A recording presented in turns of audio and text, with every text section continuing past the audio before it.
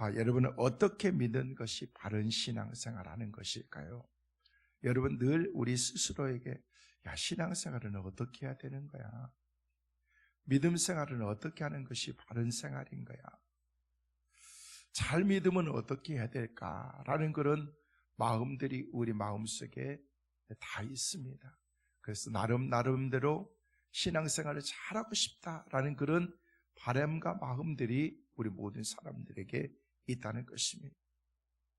우리가 믿고 있으면서 그런데 어떻게 믿는 것이 바른 것인지 잘하는 것인지 잘 모르면서 때로는 그냥 신앙생활하고 그렇게 살아가는 경향들도 많고, 죄송하지만 어떤 사람들은요 아무 생각이 없이 그냥 교회 와서 예배 드리면 믿음 생활이지, 예배 잘 안 빠지면 신앙생활 잘하는 거지, 그 정도로만 생각하는 사람들도 많이 있다는 거예요. 진짜 어떤 것이 바른 신앙생활일까? 어떻게 신앙생활하는 것이 바른 믿음 생활일까? 하나님이 기뻐하는 그런 삶일까? 라는 것들을 우리가 나름대로 생각하면서 살아야 된다는 것입니다.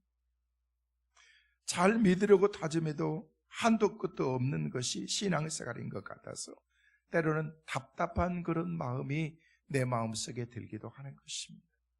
지금 내가 믿고 있는 것이 바른 신앙생활인지, 아니면 성경에서 말하는 신앙생활은 아주 거리가 먼 것은 아닌지 염려하는 것도 없잖아 우리에게 있다는 것입니다.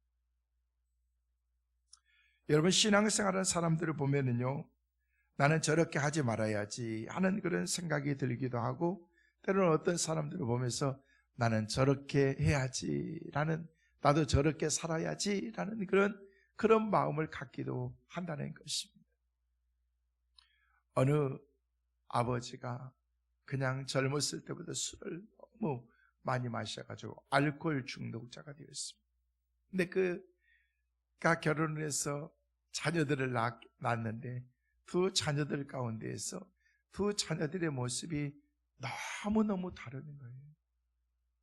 큰아들은 오랜 시간 동안 신앙생활하면서 어찌됐든 형은 너무 성실하고 깨끗한 행복한 신앙생활을 하면서 행복한 인생을 살아가는데, 동생은 그의 아버지와 똑같이 알코올 중독자가 되어 있더라는 것입니다. 한 가정에서 같은 부모에서 태어난 그런 자녀들인데, 한 자녀는 어떻게 이렇게 다를 수가 있고 어떻게 한 자녀는 이럴 수가 있을까라고 그렇게 생각하게 되면서 오랜 시간이 걸려서 한 심리학자가 그 알코올 중독자의 두 아들에게 물었습니다. 당신은 어떻게 해서 오늘 이 모습, 당신의 모습이 되었습니까? 라고 그렇게 물었을 때 두 아들의 그 대답이 다 똑같았다는 거예요. 나는 아버지 때문에 이렇게 되었습니다 라고 말하더라는 것입니다. 아니, 형은 잘 돼가지고 정말 성실하고 누구보다도 정말 성실하고 깨끗하고 행복한 인생을 살아가는 아들과, 둘째 아들은 아버지와 같이 날마다 술 고주망탱이가 돼가지고 그렇게 찌들려가지고 알코올 중독자가 살아가는 사람이 물음이 답이 똑같았다는, 아버지 때문입니다. 뭐예요? 큰아들은 아버지의 그 모습을 보면서 나는 저렇게 살지 말아야 되겠다, 나는 적어도 아버지처럼 나는 살지 말아야 되겠다라는 그런 마음을 가지면서 스스로 자신을 셀프 코치를 하면서 그렇게 살았던 삶의 결과였고, 두 번째 아들은 아버지가 저러는데 나는 뭐가 있겠는가, 나도 똑같이 내 인생을 아버지처럼 살아서 똑같은 그런 그 모습을 보면서 나는 어쩔 수 없어, 아버지로부터 흐르는 그런 모습들을 자기가 가지고 있으면서 그런 생각을 가졌다. 삶의 결과가 이렇게 달라지는 것입니다. 누구를 보느냐가 중요한 게 아니고 내가 어떻게 내 삶을 결단하면서 어떻게 살아가느냐가 굉장히 중요한 것을 우리에게 말하고 있다는 것입니다. 우리도 마찬가지입니다. 뭘 보고 사느냐, 어떻게 생각하느냐에 모든 게 다 달려있는 것입니다. 가정도, 직장도, 교회도, 나라도 보면서 너무 자랑스럽게 감사하고 내 생활이 감사하다, 그러면 감사할 일들이 생기는 거예요. 그러나 원망하고 불평하고 하나도 그렇게 살아가다 보면 감사할 일이 없고 기뻐할 일도 없이 살아간다. 무엇을 어떻게 보느냐가 우리의 삶 가운데 그렇게 중요한 것인가를 우리에게 가르쳐거든요. 여러분, 특별히 교회도 마찬가지인 것입니다. 여러분, 세상에 교회가 얼마나 많습니까? 우리 지역에도 주에도 보면은요, 교회들 많습니다. 그렇다면 우리 교회나 우리들은 과연 어떤 교회가 돼야 되고 어떤 성도가 돼야 될 것인가? 어떤 교인이 돼야 될 것인가? 오늘 그래서 7절 말씀에는 우리에게 그렇게 말씀하고 있습니다. 우리 같이 한번 보시겠습니다. 그러므로 너희가 마게도냐와 아가야에 있는 모든 믿는 자의 본이 되었느니라. 여기 말씀에 보니까 그러므로 너희는 모든 사람들의 본이 된 사람들이었다, 교회였다 라고 그렇게 말한다는 거예요. 여러분, 우리 교회가 달라지기 위해서는, 저와 여러분이 달라지기 위해서는 오늘 주셨던 말씀처럼 너희는 믿는 자의 본이 되어야 된다는 것입니다. 너희 교회는 다른 교회보다 본이 되는 교회가 되어야 된다는 것입니다. 모든 믿는 자의 본이 되었다라고 그렇게 말하고 있습니다. 여러분, 데살로니가 교회는요, 아주 모범적인 그런 교회였습니다. 여러분, 사도 바울이 로마서를, 고린도서를, 빌립보서를, 그리고 골로새서를 이렇게 쓰면서, 이렇게 편지를 쓰면서 그 중에서도 가장 크게 칭찬하고 또 사도 바울의 마음에 만족히 여겼던 그런 교회가 바로 데살로니가 교회였다는 거예요.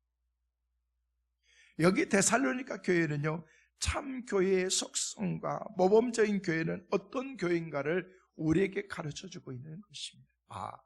적어도 교회는 이래야 되겠구나, 이런 정도의 교회가 돼야 되겠구나 라는 것들을 생각하게 만든다는 것입니다. 여러분, 구체적으로 그러면 교회가, 고린도 교회는 어떤 교회인가? 우리는 그리스도에 속하고 현실적으로는 교회의 일원이 된 그런 믿음의 사람들입니다. 그래서 우리가 오늘 말씀에서 말하는 것처럼, 바울이 얘기하는 것처럼 이 데살로니가 교회 같은 그런 교회가 돼야 된다는 거예요. 그런 사람이 돼야 된다는 것입니다.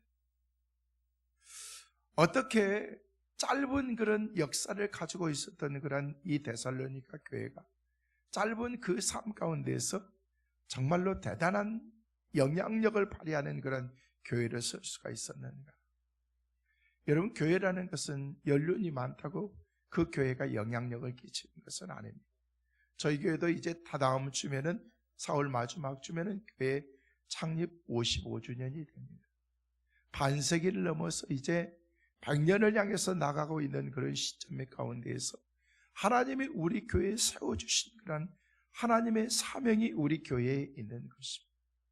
교회에게 주신 사명, 그리고 교회에 속한 우리 공동체인 여러분에게 주신 사명이 우리에게 있는 것입니다. 주셨던 말씀처럼 우리 교회가 모든 믿는 사람들에게 본이 되는 교회, 모든 믿는 사람들에게 본이 되는 성도가 되었을 때 우리가 다른 사람에게 선한 영향을 끼칠 수가 있다는 거예요. 고린도 교회는요, 다른 비결이 없었습니다. 어떻게 그렇게 짧은 역사 가운데에서 마게도냐 아가야에서 본이 되었는가? 도대체 어떤 그런 신앙생활을 했는가? 그들이 가지고 있었던 신앙의 어떤 포커스가 뭐인가를 말씀을 통해서 봤는데 답이 없습니다. 이렇게 했다, 성경 공부를 잘했다, 예배를 잘 드렸다, 철야를 잘했다, 구제를 잘했다, 이런 게 없습니다. 그냥 모든 사람들에게 본이 되는 사람들이었다. 그리고 그 데살로니가 교회는 모든 지역의 사람들과 교회 가운데 본이 되는 교회였다. 이게 답이었다는 거예요. 본이 됐다는 거예요. 사랑하는 성도들은 우리 교회도 데살로니가 교회처럼 이 지역에 소문난 교회가 되어야 될 텐데, 오늘 본문에 보니까 하나님의 교회를 설 수 있는 몇 가지 원리를 우리가 발견할 수가 있는 것입니다. 성도 여러분, 우리 성민교회도 데살로니가 교회처럼 칭찬받는 교회와 그리고 성도들 꼭 되시기를 주의 이름으로 축원합니다. 우리 교회가 그렇게 되도록 위해서 여러분 기도하셔야 됩니다. 그러기 위해서는 바른 신앙생활을 해야 된다. 그렇지 않으면 우리는 금방 타락할 수밖에 없고 하나님께 책망 듣는 교회가 될 수밖에 없기 때문에 그렇다는 것입니다.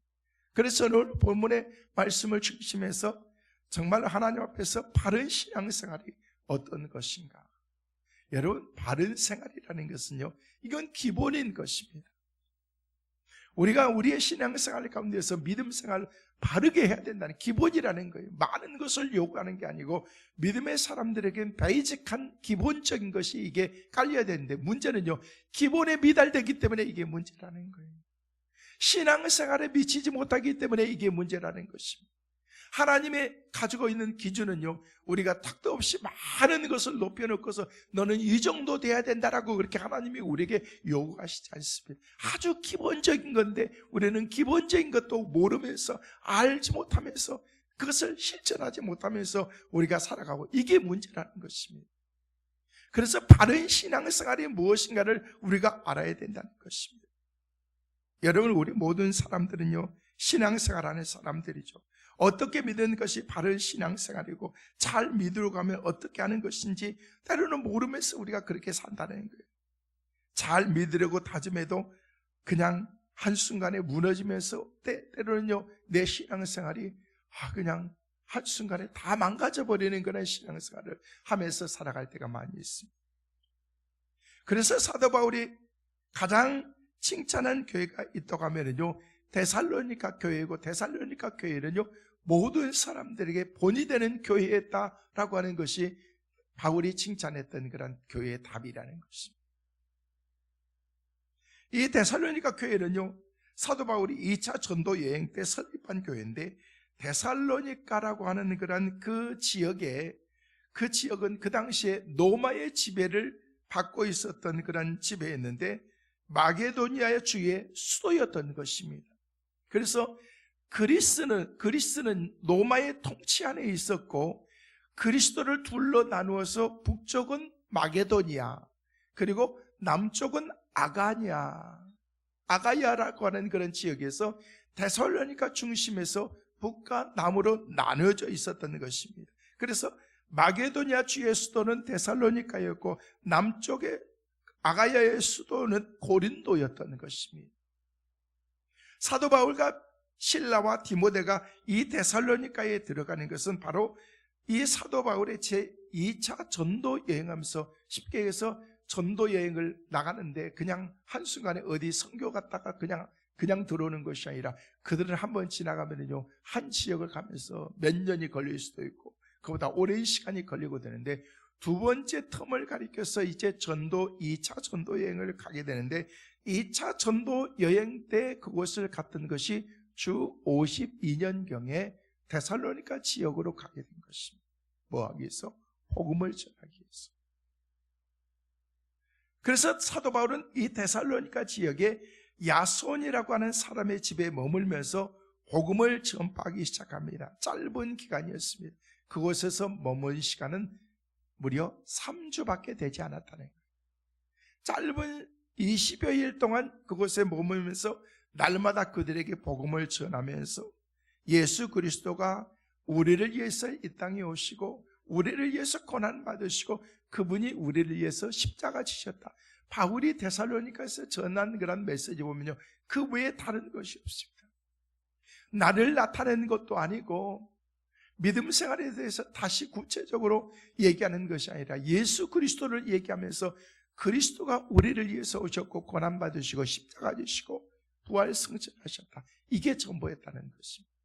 그 사건이 바로 예수님이 십자가 지시고 난 다음에 50여 년이 지난 이후에 바울이 이런 사역을 하고 있는 것입니다. 그러면서 짧은 시간 복음을 전하고 있는 그런 이 데살로니가 지역에서 예수 그리스도에 대한 그런, 그 당시에 그리스의 헬라의 영향력을 받고 있었던 그런 사람들이었기 때문에 그 복음을 받아들이는 것이 쉽지가 않았는데, 그 복음을 사람들이 막 받아들이고 여인들이 와서, 성경에 보니까 귀인들이라고 이러면서 그 귀부인들이 와서 이 말씀을 들었다는 것입니다. 그러니까 아주 로 레벨의 사람들이 온 것이 아니고 나름 레벨에 있는 사람들이 와서, 여자들도 귀부인들도 와서 복음을 받아들이면서 그 말씀을 받아들이고 그 복음을 받아들이기 시작한 것입니다.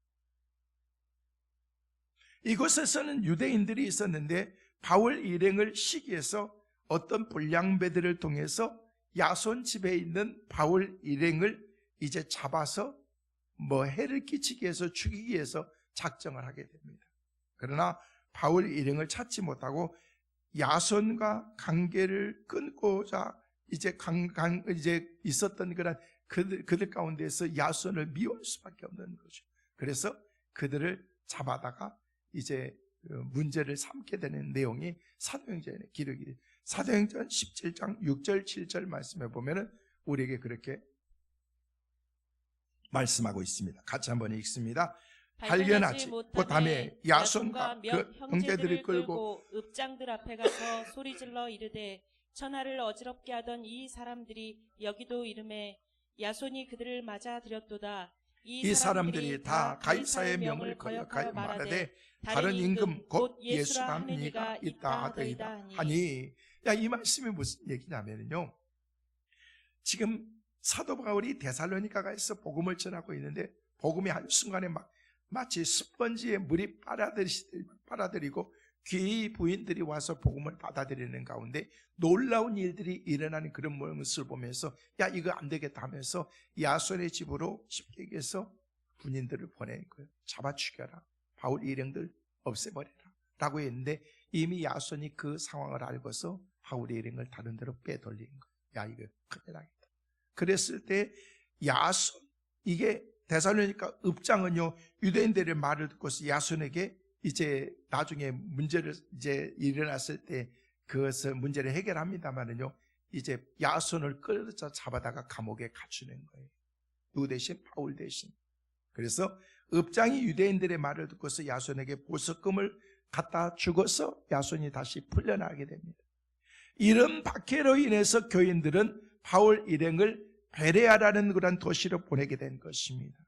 이런 소동이 일어나는 것이 바로 이 도시에 들어온 지 딱 이래 새 안식일이었다는 거예요. 3주밖에 되지 않았다는 것입니다. 여러분, 복음이라는 것은 복음의 능력은 대단하기 때문에 가서 몇 년 동안 복음을 전해도 그 복음이 안 들어가는 데가 있고요, 가서 그 사람들에게 예수 그리스도가 우리를 위해서 이 땅에 오셨고 고난받으셨고 십자가에 지셨어 한마디 하면은요, 그 사람들이 그 예수를 받아들이고 놀라운 변화가 일어나게. 여러분, 그 교회가 바로 데살로니가 교회였다는 것입니다. 여러분, 데살로니가의 전도는 이렇게 끝이 나고 사도 바울은 고린도라고 하는 도시로 와서 1년 반 동안 머물면서 복음을 다시 그곳에서 증거하게 되는 것입니다. 바울은 데살로니가 교회가 그런데 궁금한 거예요. 3주밖에 되지 않았는데 내가 제대로 복음을 완벽하게 그들에게 전하지도 않았는데 그 뜨거운 열정과 짧은 시간 동안 신앙생활하는 그들의 모습을 보고 하는데 과연 그들은 어떻게 되었을까? 신앙생활은 바로 하고 있는 건가? 교회는 없어져 버린 것은 아닌가? 그들이 핍박으로 인해서 예수를 따르지 않고서 신앙생활을 하고 있지 않는 것은 아닌가라는 그런 생각을 가지면서 이제 청년이었던 그런 디모데를 그곳에 다시금 보내게 된 것입니다. 편지를 써서 그들에게 보내면서 했던 내용이 바로 이 데살로니가서 말씀이라는 거예요. 여러분, 데살로니가라는 교회는요, 기독교 복음에 대해서 대단한 그런 적대적인 그런 마음을 가지고 있었습니다. 예수 그리스도를 믿는다는 그런 한 가지만으로서 핍박을 당하고 얼마나 많은 그런 죽임을 당할 수도 있는 그런 상황 가운데 있었다는 것입니다. 여러분, 바울 일행조차도 다 죽음 가운데 처할 수밖에 없는 그런 상황 가운데 있었지만 하나님께서 그들을 지켜주신 거죠. 많은 성도들이 친척과 이웃 사회로부터 멸시당하고 얼마나 핍박을 당하고 있을까라고 하는 것들을 생각하면서 내가 그곳에 가면 이미 나는 내 얼굴이 많이 팔려져 있고 나는 가면 그대로 죽일 테니까, 그래서 바울 대신에 디모데가 그곳을 가게 된다는 것입니다. 나중에 디모데를 통해서 들려왔던 소식이 얼마나 바울의 마음속에 안심이 되고 힘이 되었던 말씀인지 안심하게 되고 그가 감사하게 된 것입니다.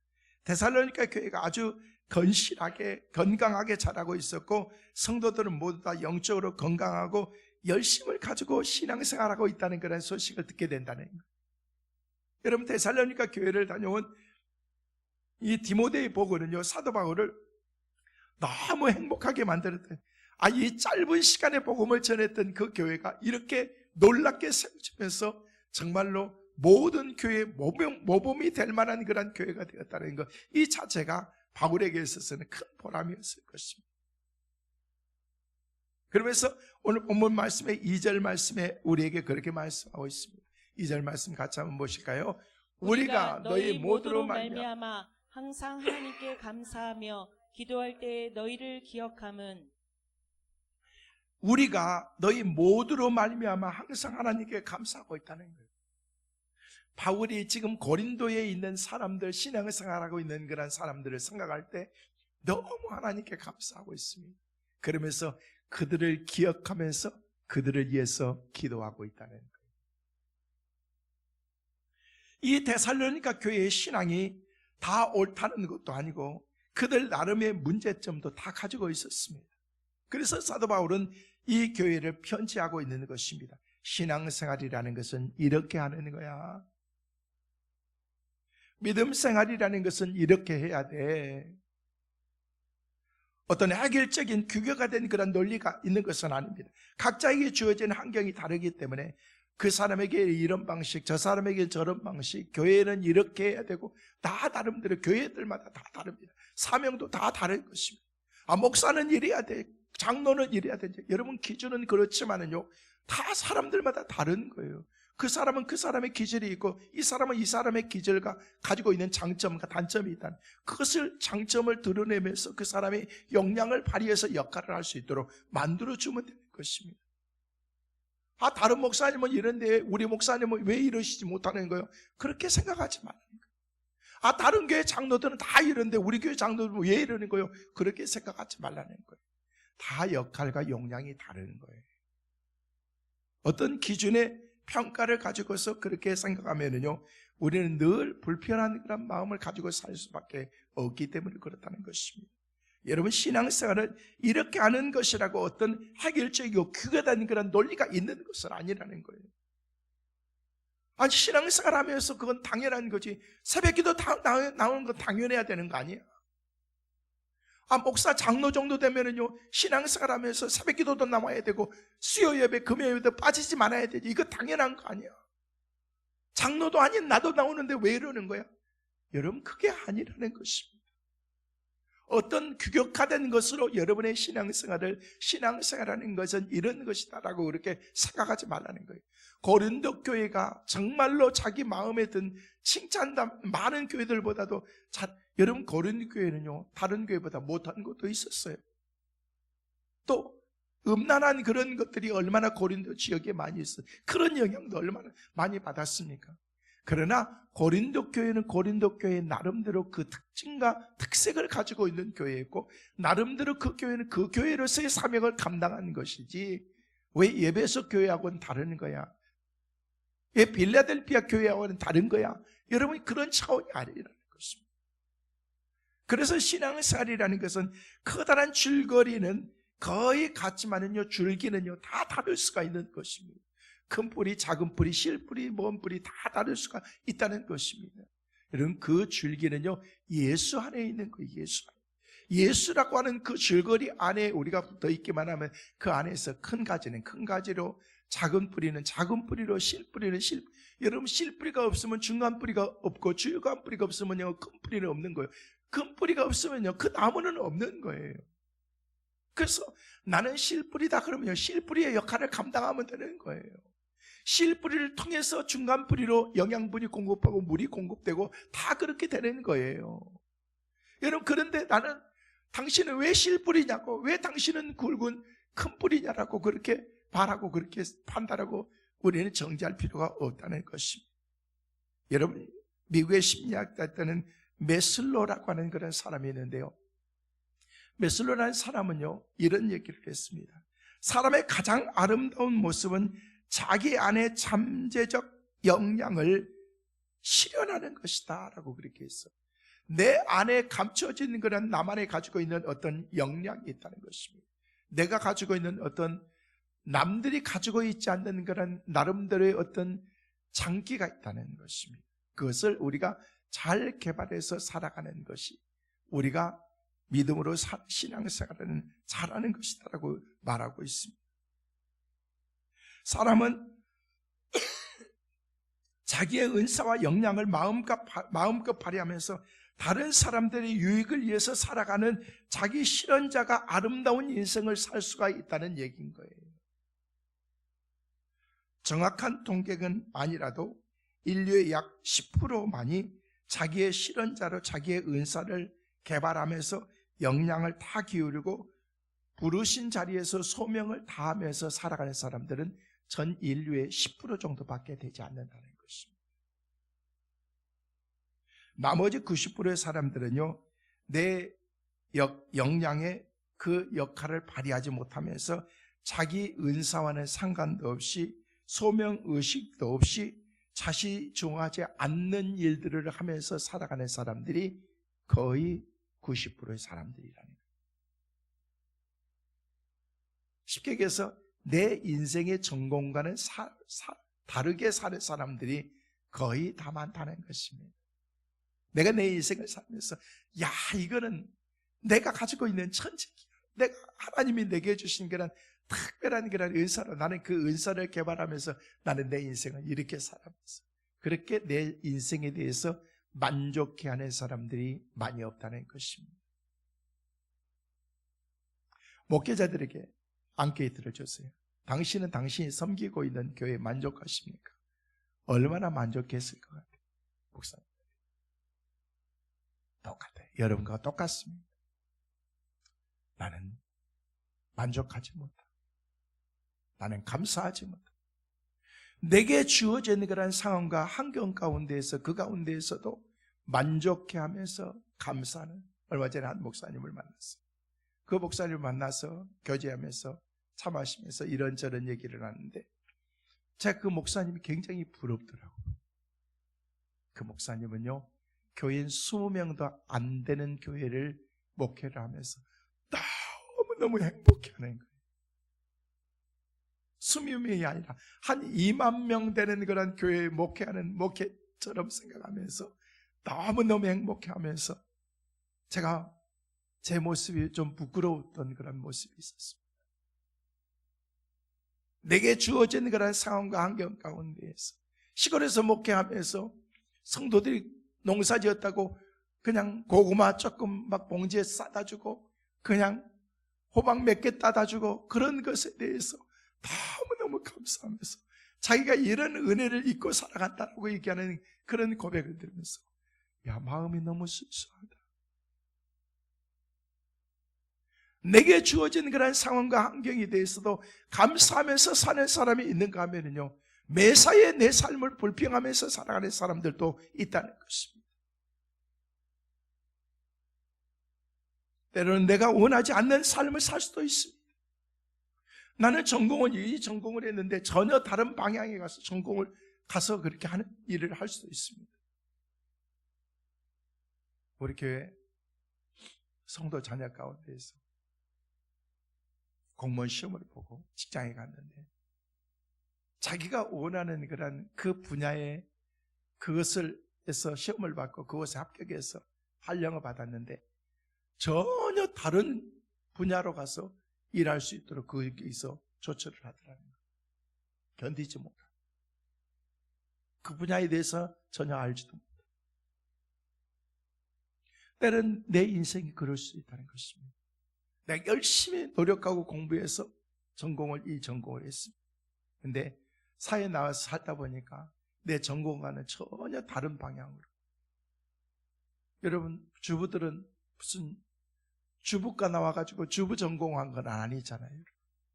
근데 살다 보니까 그냥 가정에서 주부로서 그냥 그것만 가지고 사는 그런 삶을 살 때 내 인생이 뭔가 그냥 나는 남편 뒷바라지나 하고 애 낳고 애를 키우고 그냥 가정이나 돌보면서 살아야 되는가? 여러분, 그게 사명일 수도 있는 거예요. 네, 우리는 보편적으로 많은 사람들은 그것에 대한 만족감이 없이 우리의 인생을 살아간다. 여러분, 신앙생활도 마찬가지입니다. 우리들은 최선을 다하는 사람, 믿는 대로 살고 부르심을 받은 자리에 충성을 다하는 사람이 되어야 됩니다. 믿음의 자리에 뛰어들어와야지 주변만 계속해서 맴돌다 가시는 분들이 많이 있다는 것입니다. 여러분, 성경의 말씀 안에 깊이 뛰어들어와야 되는 것입니다. 성경을 상식적으로 알고 분해하고 파악하는 것은 합당한 자세가 아닙니다. 이 말씀은 오늘 나에게 주시는 하나님의 음성으로 받아들이는 자세가 있어야 된다는 것입니다. 그래야 우리가 바른 신앙생활을 할 수가 있기 때문에 그렇습니다. 그렇다면 바른 신앙생활을 하기 위해서는 우리가 어떻게 될 것인가? 저는 몇 가지를 간단하게 말씀을 드립니다. 첫째로 바른 신앙생활은 하나님의 택하심의 확신이 여러분 마음속에 있어야 된다는 것입니다. 자, 오늘 본문 보았던 4절 말씀을 같이 한번 보시겠습니다. 같이 읽습니다. 하나님의 사랑하심을 받은 형제들아 너희를 택하심을 아노라. 여기 말씀 보니까 하나님의 사랑하심을 받은 형제들아 너희를 택하심을 아노라. 너희를 택한 것은 하나님이 너희를 택했다는 거예요. 바울은 이 데살로니가 교회 성도들에게 하나님의 택하심을 확신시켜주고 있는 거예요. 너희들이 하나님께서 택하지 않으면 그렇게 믿을 수 없는 거야. 하나님이 택하지 않으면 이 교회가 이렇게 세워질 수 없는 거야. 바로 이 데살로니가에는요, 이 도시의 데살로니가 교회는요, 하나님의 택하심을 받은 형제들이 많았습니다. 하나님의 예정하신 바가 있어서 사도 바울이 이 도시에 들어갔고 하나님을 알고 주님을 영접하는 길이 살 길이라는 것을 그들에게 가르쳤을 때 그들은 그 복음을 그대로 받아들였다는 것입니다. 많지 않는 말씀을 들었어도 믿음을 가지고 주님을 영접하는 그런 믿음의 삶을 살게 됩니다. 그래서 우리 주님은 요한복음 6장 37절 말씀에 이렇게 말씀하고 있습니다. 같이 보시겠습니다. 아버지께서 내게 주시는 자는 다 내게 돌아올 것이요 내게 오는 자는 내가 결코 내쫓지 아니하리라. 이 말씀이니까 아버지께서 내게 주시는 자는 다 내게 올 것이라고 말하고 있습니다. 내게 오는 자는 내가 결코 내쫓지 아니하리라. 하나님의 교회는요, 하나님이 주도적으로 역사하는 것이지 사람들이 하는 게 아닙니다. 교회 일도 사람이 하는 게 아닙니다. 물론 하나님의 사람들을 통해서 하는 것이 내가 하는 것이 아니고 하나님께서 그렇게 하실 수 있도록 여건과 환경을 만들어주는 것이에요. 그래서 우리 교회를 이끌어 가시는 분은 여러분 목사님이 아니고 장로님이 아닌 거예요. 주님이 우리 교회를 이끌어 나가는 거예요. 몇몇 사람들에 의해서 교회를 이끌어 나가는 것이 아니고 주님께서 우리 교회를 이끌어 나가시고 하나님이 우리 교회의 주인이고 주님이 우리 교회의 주인이고 성령님이 우리 교회의 주인이라는 것입니다. 그런 생각을 우리가 가져야 되는 것입니다.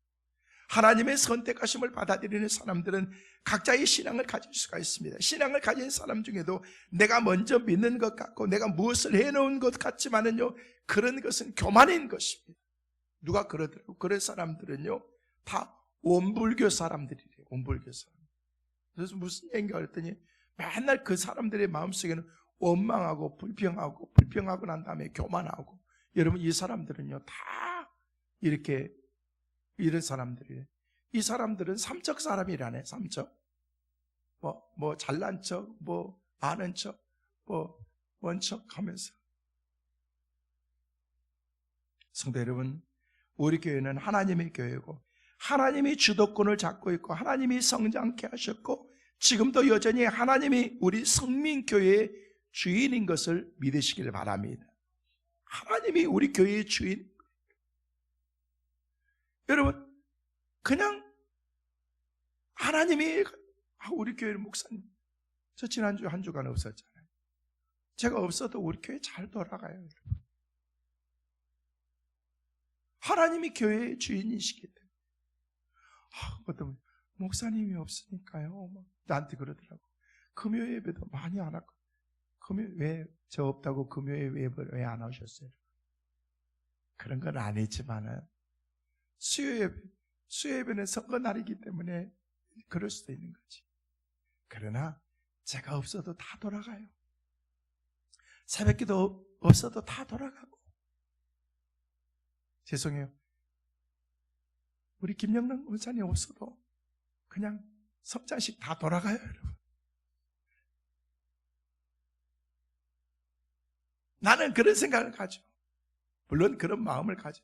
나는 우리 교회의 주인의식을 갖고서 내가 교회를 위해서 몸바쳐 헌신하고 일한다는 그런 마음에 그 자세가 우리에게 있어요.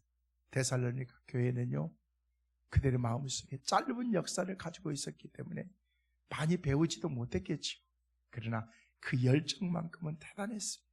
그래서 하나님의 교회를 세우실 것입니다. 그런 믿음이 우리에게 있어야 된다는, 바른 믿음의 신앙생활을 해야 된다는 것입니다. 데살로니가 교회죠. 두 번째로 바른 신앙생활을 위해서는요, 성령의 놀라운 역사가 일어나야 되는 것입니다.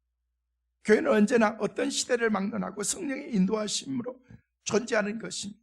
우리들이 모이는 것 같고 우리들이 계획을 세우고 하는 것 같지만은요, 모두가 하나님의 성령의 인도와 하나님의 섭리 속에서 이루어진다는 사실입니다.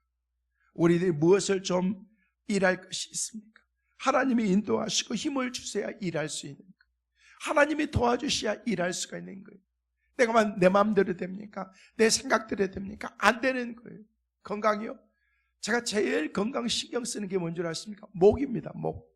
근데 지난 한 주간 외부에 나갔다 오면서 목이 상해 왔습니다. 목을 거의 쓰지 않았습니다. 그런데 상했습니다. 자면서 너무 더워가지고 에어컨을 틀고 잤는데 목 감기가 이렇게 왔어요. 그래서 나갔다 들어왔는데 이 목이 건강해야 되는데, 저는 더울 때도 평상시도 목에 뭘 감고 자고 그러는데, 왜? 목이 생명이기 때문에. 네, 늘 신경 쓰면서 그렇게 하는데도 내 마음대로 되지 않습니다.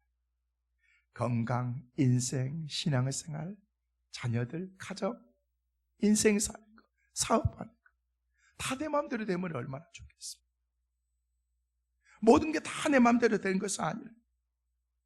우리들이 무엇을 할 수 있다라는 그런 그 생각, 이런 그것도 내려놔야 되는 것입니다. 하나님의 힘 주셔야 내릴 수 있는 거예요.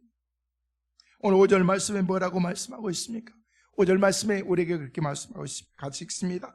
이는 우리의 복음이 너희에게로 말로만 이른 것이 아니라 또한 능력과 성령과 큰 확신으로 된 것임이라. 우리가 너희 가운데서 너희를 위하여 어떤 사람이 된 것은 너희가 아는 바와 같으니라.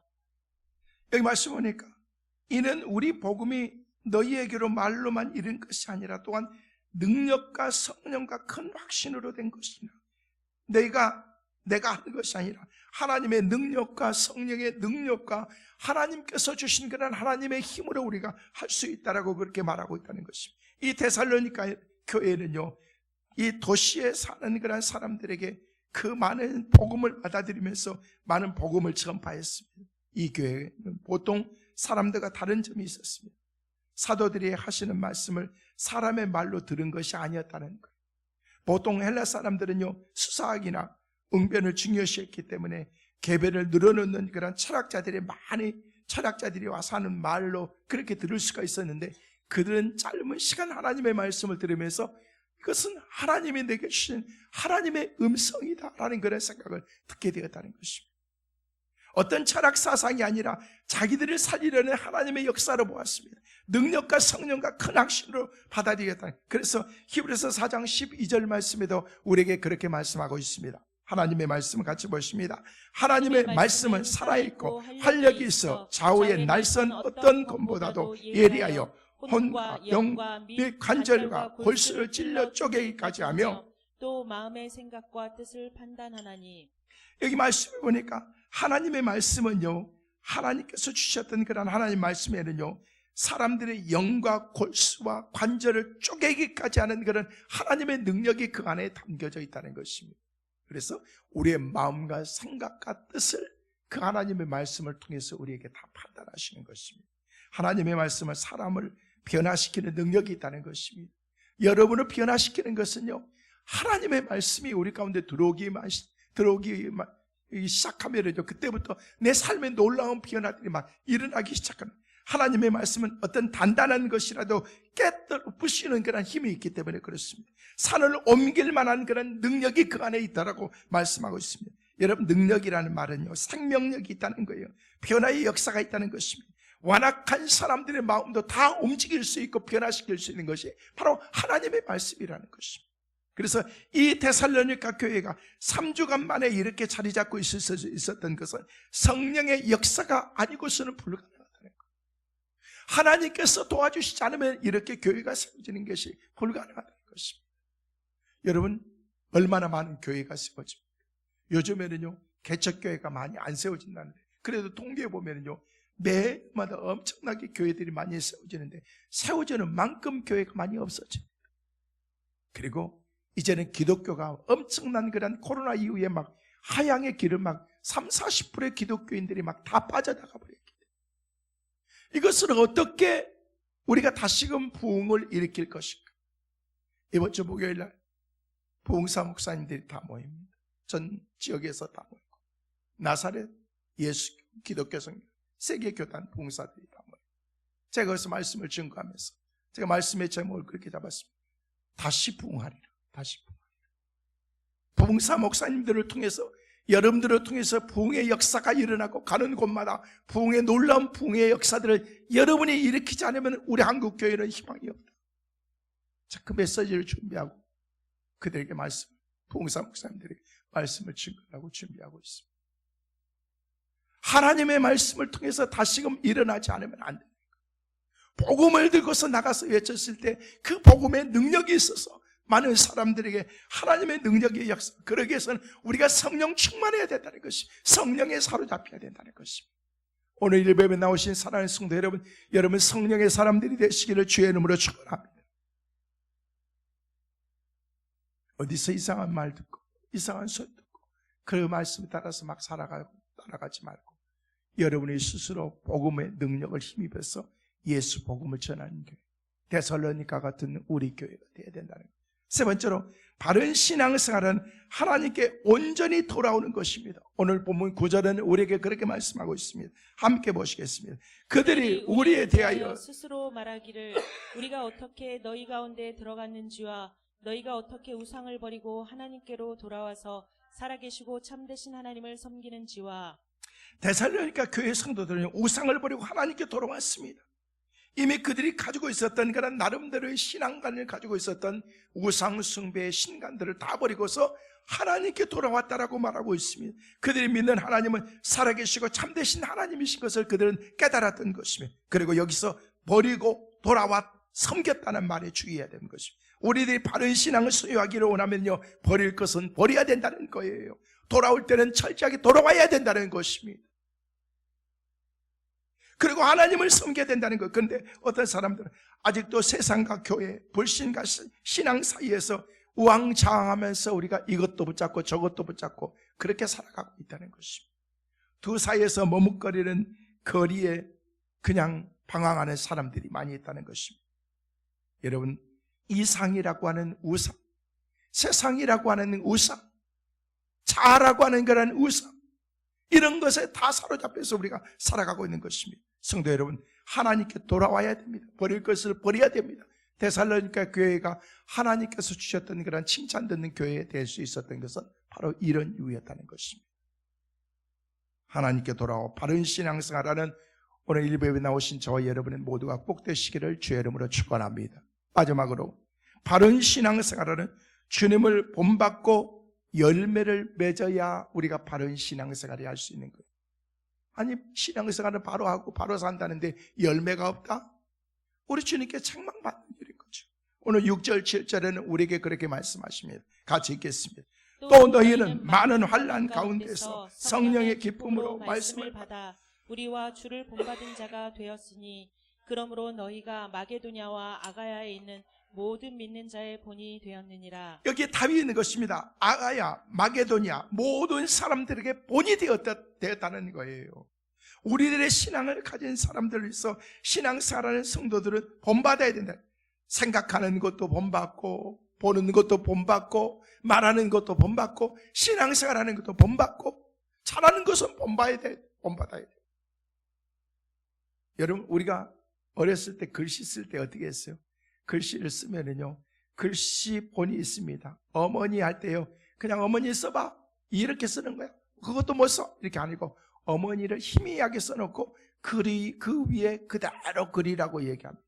그래서 저는요, 생각난 게 뭐냐면은요, 저희 이모가 저희보다 이모가 2살이 많아요. 2살. 그러니까 우리 어머니가 큰딸이고 큰딸이 제일 동생이 나보다 2살 많으니까 그냥 거기서 거기야. 그런데도 그 이모가 지가 무슨 선생이라 되는 것처럼 저도 못하면서 나한테 가르쳐주면서 생각나는 게 뭐냐면요, 글씨 쓰면서 너는 왜 꼬리를 안 만드냐는 거예요. 꼬리. 어머니를 만들 때 동그라미 그냥 위에 살짝 꼬리를 살짝 해가지고 하는데 그 꼬리를 안 만든다고 얘기하면서, 그래서 저도 그래서 어머니 할 때 꼬리를 살짝 내려가지고 근데 그대로 본을 해가지고 글씨 본을 따라서 하는 것처럼 신앙의 근본 기본이 있다는 거예요. 그대로 그려보는 거예요. 그대로 따라보는 거예요. 우리 장로님은 왜 저렇게 신앙생활하지 하면서 그 장로님처럼 나도 저렇게 신앙생활해야 되겠다 하면서 그것을 따라서 해보는 거예요. 우리 권사님은 왜 저렇게 신앙생활하지? 나도 저렇게 해야 되겠다 한번 따라서 해보는 거예요. 여러분 흉내 내다 보면요 그렇게 되는 거예요. 저는요 초년 시절 목회자 시절 때 저는 돌아가신 조영기 목사님 그리고 신현규 목사님 되게 존경 좋아했어요. 그래서 저 혼자 창피하게 조영기 목사님 설교 녹음기 딱 틀어놓고 막 사랑하는 성도 여러분 막 하면 옆 들으면 저도 사랑하는 성도 여러분 좀 막 그 설교 막 딱 여기서 들으면서 목사님 설교하고 나는 통역하는 것처럼 나도 같이 사랑하는 성도 여러분 하나님은 믿음으로 살아야 돼 하면서 똑같이 막 흉내내고 막 했어요. 나중에는요 저는 택도 없는데 누가 그러다 설교하고 조영규 목사님 같이 설교 안 되네. 아니죠, 아니기는. 근데 아주 막 모르겠어 하여튼 막 그런 얘기를 몇 번 들었는데 나는 배우고 싶은 거예요. 담고 싶은 거예요. 요즘 많은 사람들이 말하기를 우리 사회가 기본이 되어 있지 않다라고 그렇게 말합니다. 기본에 충실하면 우리 사회가 건전한 사회가 됩니다. 기독교인들은 우리는요 기본에 충실해야 돼요.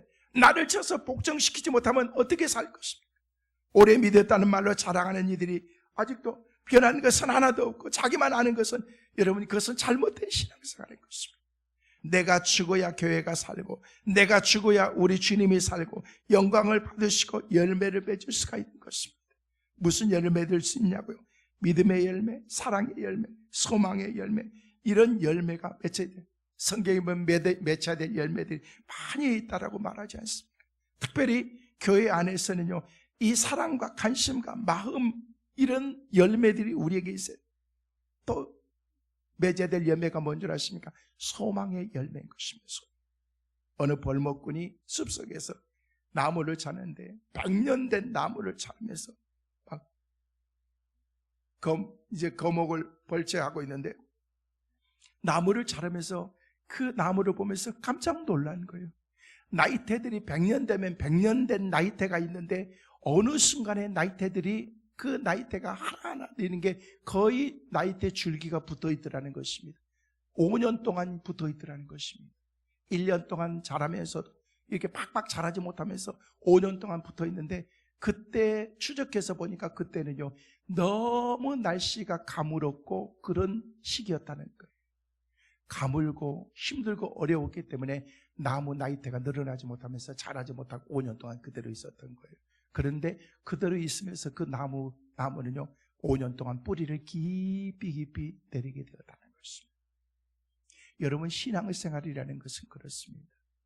나무의 나이테와 같이 늘어나지 못하고 자라지 못했지만 그 연구가가 의하면요 그 5년의 가뭄 동안 지상으로 조금도 자라지 못했지만 반면에 죽지 않게 해서 땅속에 깊이 뿌리 내리는 그 뿌리 때문에 이 나무는 100년 동안 자랄 수 있었다라고 말한다는 거예요. 여러분 우리 신앙이 그렇습니다. 때로는 힘들고 어렵지만 그 가운데서 인내하는 거예요. 참고 견디는 것입니다. 그러면서 우리의 나이대가 늘어나면서 없어지지 않습니다. 줄어들지 않습니다. 실날같이 그렇게 붙어있는 나이테라고 할지라도 그 나이테에 늘어나지 않으면 뿌리가 깊이 내려지고 그 고난을 통해서 내가 더 연단돼서 영국의 트렌치 감독이라는 그런 사람이 있습니다. 무디 목사님의 친구죠. 친한 친구고 아일랜드 붕운동가였습니다. 그런 이런 얘기를 했습니다.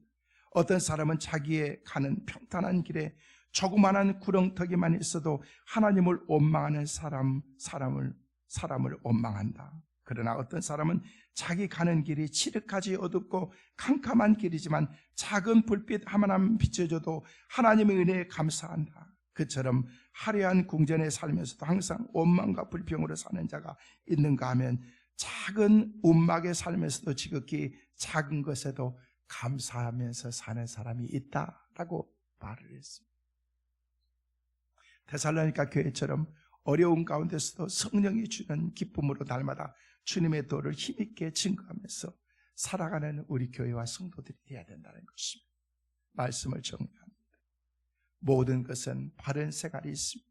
신앙의 사람들에겐 바른 신앙 생활이 있습니다. 정치하는 사람들에겐 바른 정치 생활이 있습니다. 지난주 국회의원 선거를 통해서 여러분들이 좋은 일꾼들을 뽑으셨습니다. 나라를 위해서 300명의 국회의원들이 앞으로 4년 동안 열심히 일할 것입니다. 이제는 더 이상 네 편, 내 편 얘기하지 마십시오. 그들이 앞으로 4년 동안 최선을 다해서 나라를 위해서 일할 수 있도록 우리는 기도해야 됩니다. 우리는 바른 생활, 신앙생활하고 그들은 바른 정치할 수 있도록 우리가 기도해야 될 것입니다. 성도 여러분, 우리는 예수님이 나의 전부가 되어야 됩니다. 우리는 주님을 위해서 아침에 잠을 깨고 잠을 자고 꿈을 꾸고 예수님이 나의 남편이요, 아내요, 나의 생명이요, 내가 외쳐야 될 나의 전부라는 생각을 가져야 될 것입니다. 예수님의 가치관을 가지고 예수님처럼 살아가시길 바랍니다. 데살로니가 교회처럼 주님의 마음에 꼭 맞는 바울의 마음에 흡족한 그런 교회, 그런 성도들로 우리가 삶을 살아가는 그 은혜가 우리 모두에게 꼭 있게 되시기를 주의 이름으로 축원합니다.